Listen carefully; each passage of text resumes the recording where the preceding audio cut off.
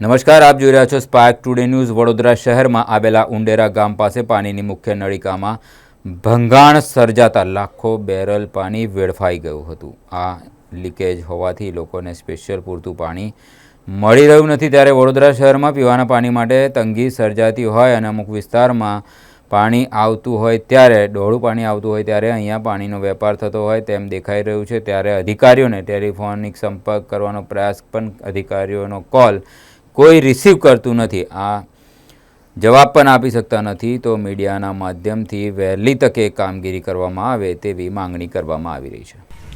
આ ઉંડેરા ગામ છે। ઉંડેરા ગામમાં સવારથી આ જે પાણીની લાઈન લીકેજ થઈ છે, જે લીકેજ થવાના લીધે હજારો લીટર પાણી વેડફાટ થઈ રહ્યું છે। જ્યારે વડોદરા શહેરમાં અમુક વિસ્તારોમાં પીવાનું પાણી નથી મળતું, જ્યાં પીવાનું પાણી મળે છે તે ગટરવાળું ને ડોરું પાણી મળે છે। જ્યારે ઉંડેરા ગામમાં પીવાનું પાણી મળતું હોય ત્યારે આ જે પાઇપલાઇન જે 4 મહિના પહેલાં જ રિપેર કરીને ત્યાર પછી આજે પાછી લીકેજ થઈ છે, તો ગોંધરીરામાં જે અધિકારી હોય એ સૂઈ રહ્યા છે। કેમ કે અમે ટેલિફોનની વાત કરવાની વાત કરી છે, પણ એ અધિકારીઓ ફોન બી અમારા રિસીવ નથી કર્યા। તો તમારા મીડિયાના માધ્યમથી કમિશનરશ્રીને કહેવા માગું છું, આવા અધિકારીઓ પર તાત્કાલિક ધોરણે પગલાં ભરવામાં આવે અને આ જે રિપેર તાત્કાલિક ધોરણે કરવામાં આવે, તેથી હજારો લીટર પાણી વેડફાટ થાય છે। તે પાણી વેડફાટ ના થઈને આ લીકેજના લીધે કેટલાક ઘરોમાં લો પ્રેશરના કારણે પાણી બી પહોંચતું હોય, તો